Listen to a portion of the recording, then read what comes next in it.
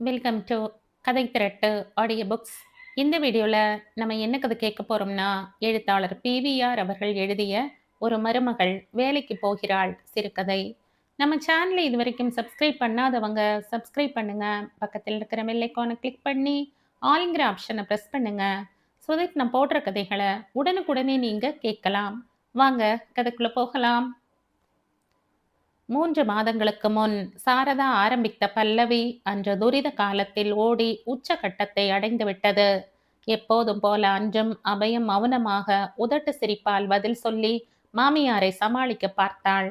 ஒரே பிள்ளையை பெற்றெடுத்தவளின் மனம் கோணக்கூடாது, புண்படக்கூடாது என்ற அபயம் கடைசி வரை பிடிவாதமாக இருக்கவே சாரதாவின் வார்த்தைகள் எதிரொலியுடன் திரும்பி வந்தன.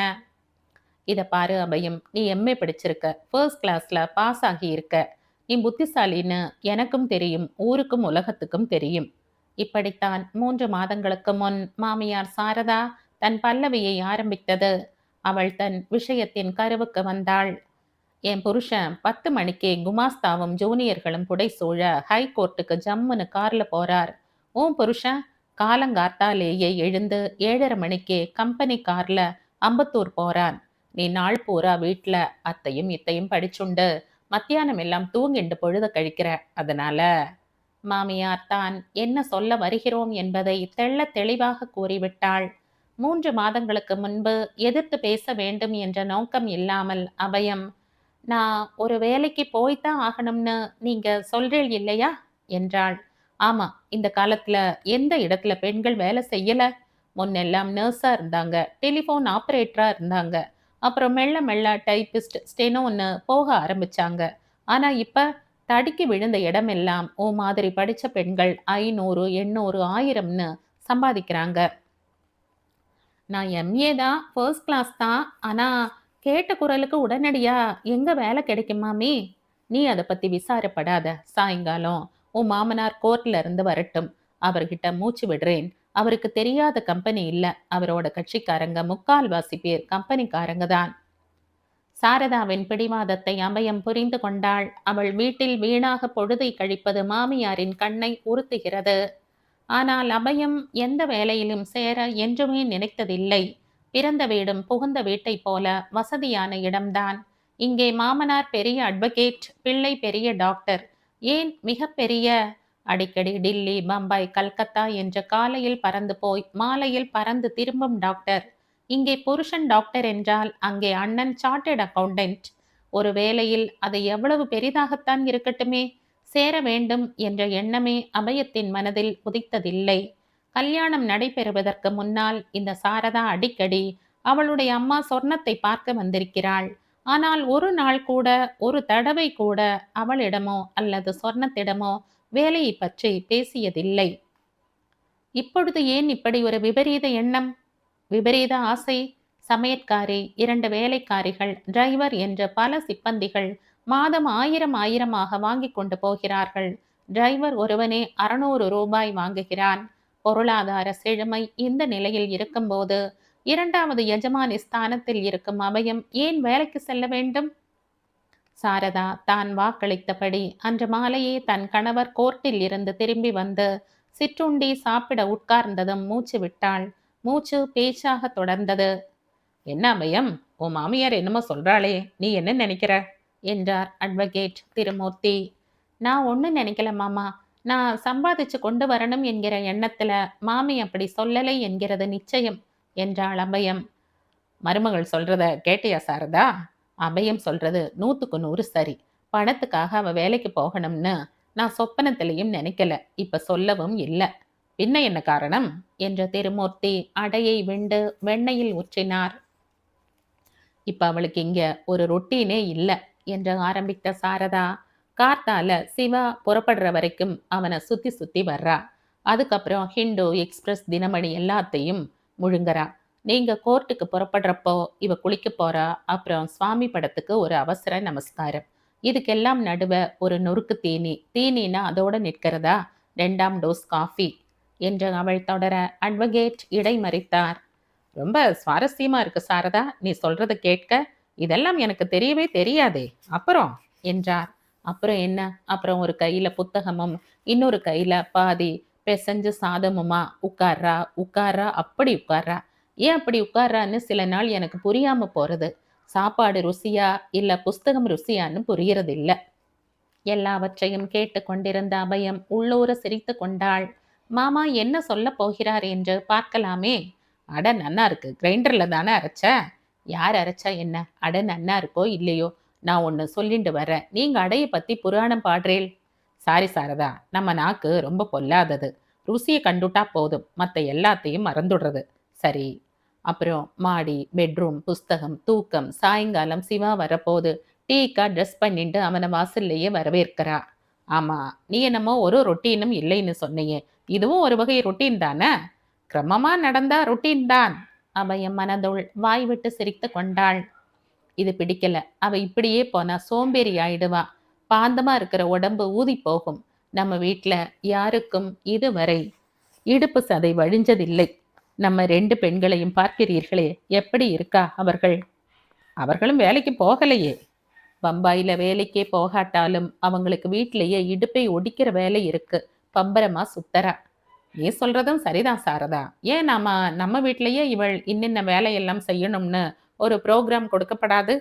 நீங்க போகாத ஊருக்கு வழி தேடுறேன். நீங்க என்ன இது கோர்ட்டுன்னு நினைச்சேளா? சாதம் பண்ண என்றாள் என்ற சாரதா.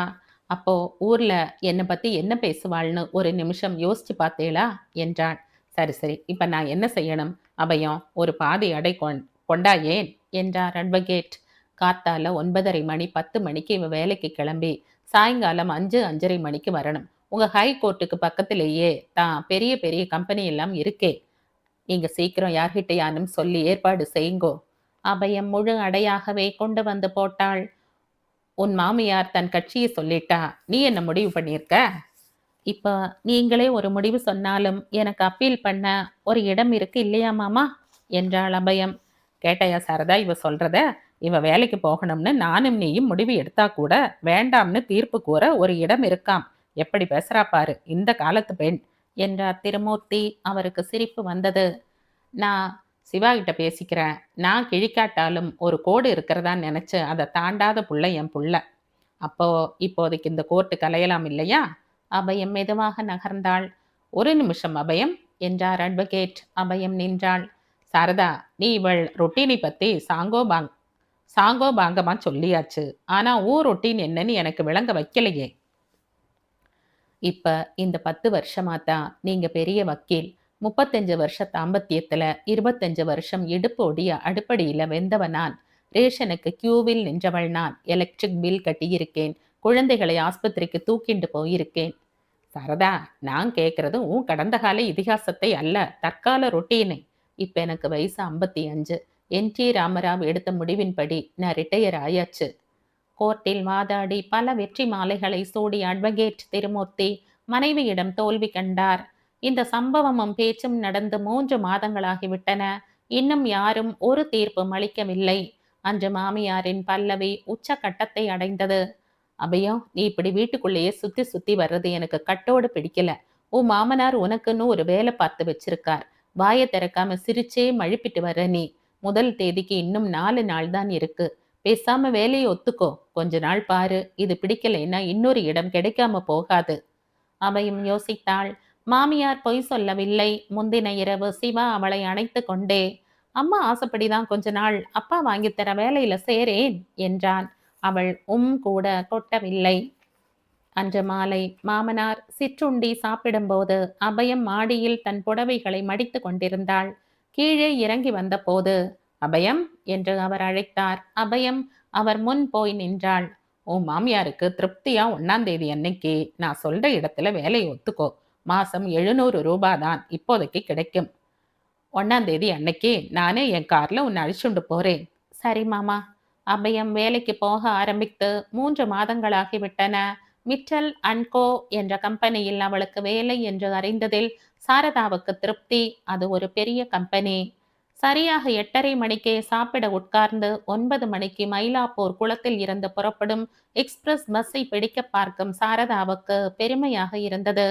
மாலையில் 5:45க்கு அவள் வீடு திரும்பிய போது சாரதாவை சிற்றுண்டியும் காஃபியுமாக உபசரித்தாள். முதல் மாத சம்பளத்தை அபயம் சாரதாவிடம் கொடுத்தபோது மனம் புல் அரிச்சு நான் தழுதழுக்க, எனக்கு எதுக்குமா பணம்?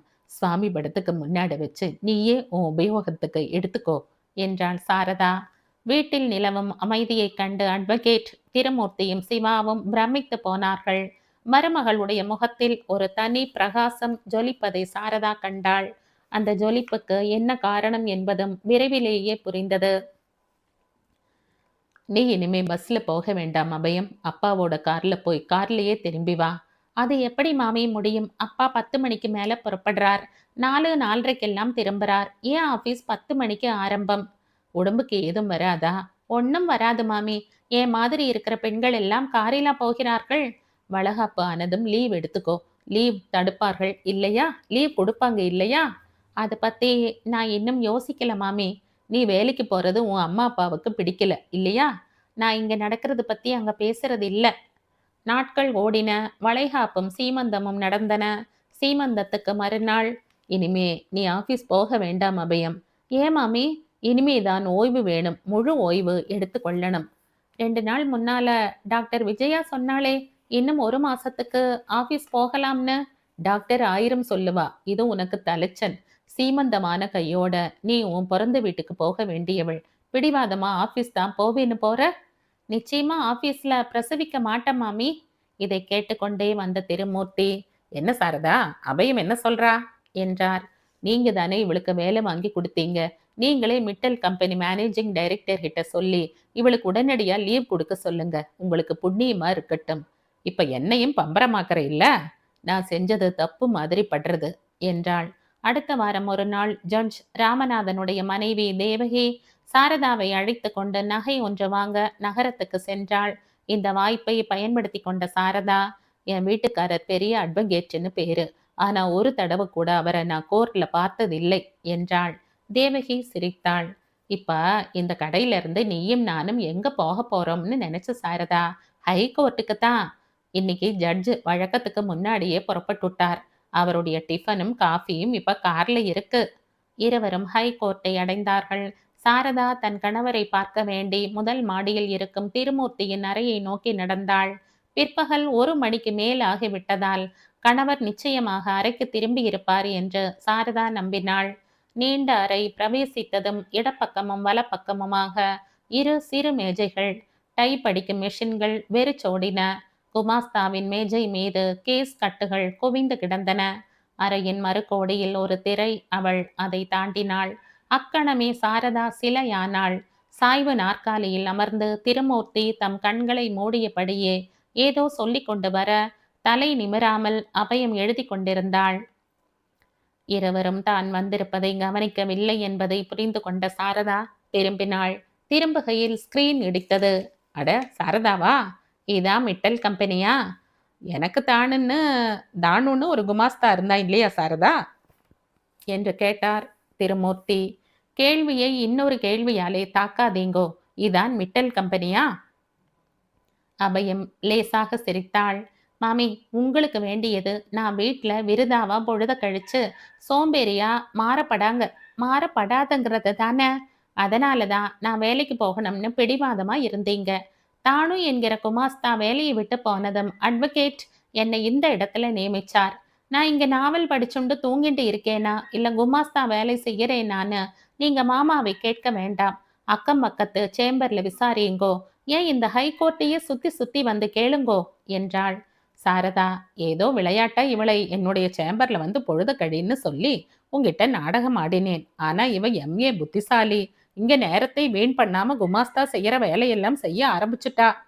நம்ப மாட்ட, கேஸ் கட்டுகளை படிச்சு எதை எப்படி எழுதணும்னு கூட கத்துண்டுட்டா. இப்ப தபால் மூலம் சட்டமும் படிக்கிறா என்றார் திருமூர்த்தி. நீங்க அப்படி பிடிவாதமா என்ன வேலைக்கு போக தூண்டியது இப்ப நல்லதா போயிடுச்சு மாமி. அட்வொகேட் தொழில் எவ்வளவு சிறப்பானது, சுவாரஸ்யமானதுன்னு தெரிஞ்சுண்டேன். இன்னும் 3 வருஷத்துல நான் மாமா கிட்ட குமாஸ்தாவா இருக்க மாட்டேன். ஜூனியர் அட்வொகேட்டா இருப்பேன். ஓரிரு நிமிடங்களுக்கு சாரதாவால் பேச முடியவில்லை. பின் அவள், நீங்க இப்படி இருக்கிறது சிவாவுக்கு தெரியுமா? அவன்தான் சாரதா இந்த யோசனையை கொடுத்தான். மிட்டல் கம்பெனின்னு கம்பெனியின் பெயரையும் அவன்தான் சொன்னான். எல்லாருமா சேர்ந்து என்னை ஜோக்கரா ஆக்கிட்டீங்க என்றாள் சாரதா. ஆரம்பத்துல அப்படி நினைச்சது உண்மைதான். ஆனா இப்ப நான் நிஜமாவே ஒரு வேலையில இருக்கேன் மாமி என்றாள் அபயம். நீ சொன்ன மிட்டல் கம்பெனி தான் உனக்கு இப்போதைக்கு லீவு கொடுக்காது. இந்த முதலாளியாவது கொடுப்பாரா? என்ன உங்ககிட்ட தான் கேட்கிறேன். இவன் என் மாட்டு பொன் உங்களுக்கும் தான். நமக்கு பிரசாதமா கிடைக்க போற ஒரு பேரனையோ பேத்தியோ உத்தேசித்தாவது இவளுக்கு லீவு கொடுப்பேளா? நான் போன மாசமே கொடுத்தாச்சே. இவ தான் பிடிவாதமா வந்துட்டு இருக்கா. வேணும்னா நீயே இவளை கேளு. அபயம், என்ன மாமி? வா போகலாம். சரி மாமி. ஒரு உண்மையை உத்தேசித்து நான் செய்தது எவ்வளவு கொடுமையா விபரீதமா முடிஞ்சுடுத்தோ. என்ன மன்னிச்சிடு அபயம். சாரதாவின் தொண்டை தழுதழுத்தது. என்ன மாமி பெரிய பெரிய வார்த்தைகளா கொட்டரேள்? சத்தியமா சொல்றேன், எனக்கு நீங்க ஒரு பெரிய அஸ்திவாரத்தையே கட்டி கொடுத்திருக்கேள். என்னையும் மீறி எனக்கு என்னுடைய வேலையில ஒரு ஆர்வம் வந்து அது இப்ப அட்வொகேட்டா வரணும் என்கிற வெறியையும் உண்டாக்கிட்டது. நான் இவளை இப்ப அழிச்சுண்டு போறேன். குழந்தை 5, 6 மாசம் வளர்ந்தப்புறம் இவ தான் இஷ்டப்படி உங்ககிட்ட மறுபடியும் வேலைக்கு வரலாம். லாயராகவும் இருக்கலாம். இருவரும் படி இறங்கி நடந்தார்கள். சாரதா அபயத்தின் கையை பிடித்து கொண்டாள். என்றும் இல்லாத உற்சாகத்தோடு அவள் மருமகளுடன் காரை நோக்கி நடந்தாள்.